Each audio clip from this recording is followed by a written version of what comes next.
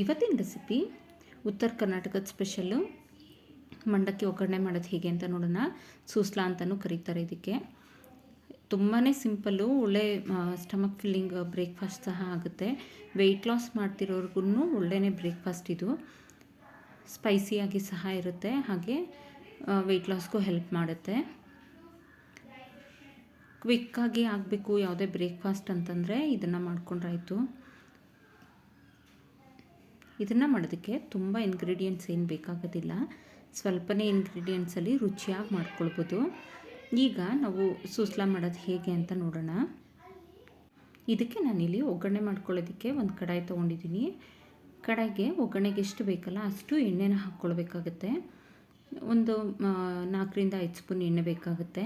ನಾನಿಲ್ಲಿ ಮಾಡ್ತಿರೋ ಕ್ವಾಂಟಿಟಿ 2ರಿಂದ 3 ಕರೆಕ್ಟಾಗಿ ಆಗುತ್ತೆ. ಹಾಗೆ ನಾನು ಕಡಲೆಬೀಜ ಹಾಕ್ಕೊಳ್ತಾ ಇದ್ದೀನಿ. ಕಡಲೆಬೀಜ ಇಷ್ಟ ಇಲ್ಲ ಅನ್ನೋರು ಕಡಲೆಬೀಜ ಸ್ಕಿಪ್ ಮಾಡ್ಬೋದು. ನಾನು ಟೇಸ್ಟಿಗೋಸ್ಕರ ಕ್ರಂಚಿಯಾಗಿ ಮಧ್ಯದಲ್ಲಿ ಸಿಗೋದಕ್ಕಂತ ಕಡಲೆಬೀಜ ಹಾಕ್ಕೊಂಡಿದ್ದೀನಿ. ಇದನ್ನು ಈಗ ಲೋ ಟು ಮೀಡಿಯಮ್ ಫ್ಲೇಮಲ್ಲೇ ಇಟ್ಟು ಚೆನ್ನಾಗಿ ಫ್ರೈ ಮಾಡ್ಕೊಳ್ಬೇಕು. ನೋಡಿ, ಈ ಥರ ಫ್ರೈ ಮಾಡ್ಕೊಂಡ್ರಾಯ್ತು. ಈಗ ಇದನ್ನೆಲ್ಲ ನಾನು ಒಂದು ಕಪ್ಪಿಗೆ ತೆಗೆದಿಟ್ಕೊಳ್ತಾ ಇದ್ದೀನಿ. ನಾನು ಮೊದಲೇ ಹೇಳ್ದಂಗೆ ಕ್ರಂಚಿಯಾಗಿರೋದಕ್ಕೋಸ್ಕರ ಮಾಡ್ತಾ ಇರೋದ್ರಿಂದ ಲಾಸ್ಟಲ್ಲಿ ಹಾಕೋದ್ರಿಂದ ಆ ಕ್ರಂಚಿನೆಸ್ ತುಂಬಾ ಚೆನ್ನಾಗಿರುತ್ತೆ. ಈಗ ನಾನು ಕಡಲೆಬೀಜನೆಲ್ಲ ಸೈಡಿಗೆ ಒಂದು ಕಪ್ಪಿಗೆ ತೆಗೆದಿಟ್ಟಿದ್ದೀನಿ. ನಂತರ ಇದೇ ಎಣ್ಣೆಗೆ ಸ್ವಲ್ಪ ಸಾಸಿವೆ ಚಿಟಪಟ ನಂತರ ಇದಕ್ಕೆ ಸ್ವಲ್ಪ ಜೀರಿಗೆ ಸೇರಿಸ್ಕೊಳ್ತಾ ಇದ್ದೀನಿ.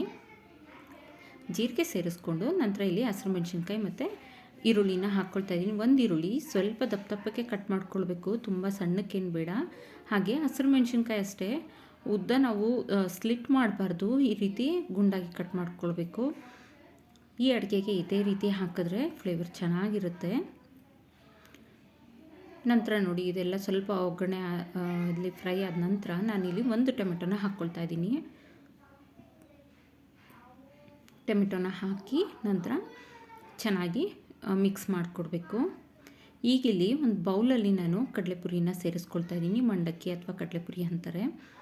ಇದನ್ನು ಸೇರಿಸ್ಕೊಂಡು ನಂತರ ಇದನ್ನು ಚೆನ್ನಾಗಿ ನೆನೆಸ್ಕೊಳ್ಬೇಕು.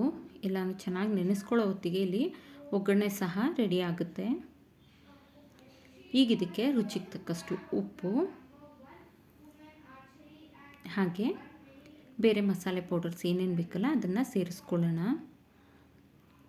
ಉಪ್ಪು ಸೇರಿಸಾದ ನಂತರ ನಾನಿಲ್ಲಿ ಖಾರದ ಪುಡಿ ಸ್ವಲ್ಪ ಸೇರಿಸ್ತಾ ಇದ್ದೀನಿ. ಹಸಿರು ಮೆಣಸಿನ್ಕಾಯಿ ಹಾಕ್ಕೊಂಡಿದ್ದೀನಿ, ಸ್ವಲ್ಪ ಖಾರದ ಪುಡಿ ಸೇರಿಸ್ತಾ ಇದ್ದೀನಿ.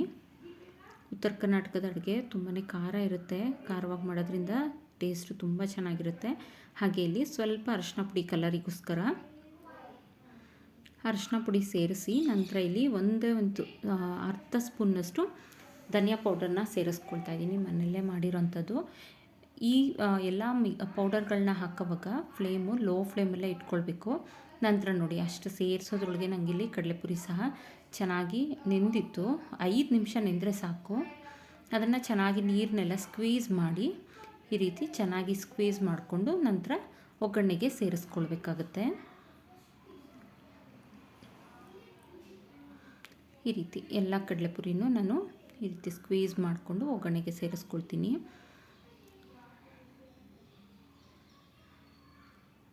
ಒಗ್ಗರಣೆಗೆ ಈಗ ಸೇರಿಸ್ಕೊಂಡಾದ ನಂತರ ಕಡಲೆಪಪ್ಪು ಪುಡಿನ ನಾನು 2 ಸ್ಪೂನ್ನಷ್ಟು ಹಾಕ್ಕೊಳ್ತಾ ಇದ್ದೀನಿ. ಕಡಲೆಪಪ್ಪು ಅಥವಾ ಪುಟಾಣಿ, ಹುರ್ಗಡ್ಲೆ ಅಂತಾರಲ್ಲ, ಅದನ್ನು ಪೌಡ್ರ್ ಮಾಡಿ ಇಟ್ಕೊಂಡಿರೋದು, ಹುರಿಯೋದೇನೋ ಅವಶ್ಯಕತೆ ಇಲ್ಲ. ಹಾಗೆ ಪುಡಿ ಮಾಡಿಕೊಂಡು ಇದಕ್ಕೆ ಸೇರಿಸ್ಕೊಂಡು ನಂತರ ಇದಕ್ಕೆ ನಾವು ಕೊತ್ತಂಬರಿ ಸೊಪ್ಪನ್ನ ಚೆನ್ನಾಗಿ ಕಟ್ ಮಾಡಿ ಇಟ್ಕೊಂಡು ಅದನ್ನು ಹಾಕ್ಕೊಳ್ತಾ ಇದ್ದೀನಿ.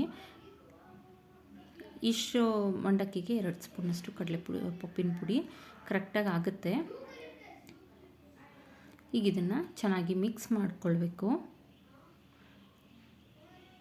ಈ ಟೈಮಲ್ಲಿ ನಾನು ಕಡಲೆಬೀಜ ಹುರಿದಿಟ್ಕೊಂಡಿದ್ವಲ್ಲ ಅದನ್ನು ಸಹ ಸೇರಿಸ್ಕೊಳ್ತಾ ಇದ್ದೀನಿ. ಎಲ್ಲನೂ ಹೊಂದ್ಕೊಳ್ಳೋ ರೀತಿ ಚೆನ್ನಾಗಿ ಮಿಕ್ಸ್ ಮಾಡಿಕೊಂಡ್ರೆ ಆಯಿತು. ನಾನಿಲ್ಲಿ ಫ್ಲೇಮ್ನ ಆಫ್ ಮಾಡಿದ್ದೀನಿ. ಆಫ್ ಮಾಡಿ ನಂತರನೇ ಮಿಕ್ಸ್ ಮಾಡ್ಕೊತಾ ಇರೋದು. ಲೆಮನ್ ಜ್ಯೂಸ್ ಸ್ವಲ್ಪ ಹಾಕ್ಕೊಂಡಿದ್ದೀನಿ, ಒಂದು 1/4 ನಿಂಬೆಹಣ್ಣಷ್ಟು. ಅದು ವಿಡಿಯೋದಲ್ಲಿ ಕ್ಲಿಪ್ಪಿಂಗ್ ಇಲ್ಲ. ಸ್ವಲ್ಪ ನಿಂಬೆಹಣ್ಣಿನ ರಸನೂ ಸಹ ಹಾಕ್ಕೊಳ್ಳಿ, ತುಂಬಾ ರುಚಿಯಾಗಿರುತ್ತೆ. ಉತ್ತರ ಕರ್ನಾಟಕದ ಸ್ಪೆಷಲು ಸೂಸ್ಲಾ ರೆಡಿಯಾಗಿದೆ. ಇದನ್ನು ನೀವು ಸಂಜೆ ಸ್ನ್ಯಾಕ್ಸಿಗಾದರೂ ಕೊಡ್ಬೋದು ಅಥವಾ ಬ್ರೇಕ್ಫಾಸ್ಟಿಗಾದರೂ ತೊಗೊಳ್ಬೋದು. ಹಾಗೆ ಇದ್ರ ಜೊತೆಗೆ ನೀವು ನೀರು ಚಟ್ನಿ ಸಹ ಸರ್ವ್ ಮಾಡ್ಬೋದು. ಇಲ್ಲ ಅಂತಂದರೆ ಮಿರ್ಚಿ ಬಜ್ಜಿ ಮಾಡ್ತಾರಲ್ಲ, ಬಜ್ಜಿ ಜೊತೆ ಸಹ ಸರ್ವ್ ಮಾಡ್ಬೋದು. ತುಂಬಾ ರುಚಿಯಾಗಿರುತ್ತೆ. ಒಮ್ಮೆ ಉತ್ತರ ಕರ್ನಾಟಕದ ರೆಸಿಪಿನ ಟ್ರೈ ಮಾಡಿ ನೋಡಿ. ಈ ವಿಡಿಯೋ ಇಷ್ಟ ಆದಲ್ಲಿ ಲೈಕ್, ಶೇರ್ ಆ್ಯಂಡ್ ಸಬ್ಸ್ಕ್ರೈಬ್ ಮಾಡಿ. ಹಾಗೆ ಕಮೆಂಟ್ ಮಾಡಿ ತಿಳಿಸಿ.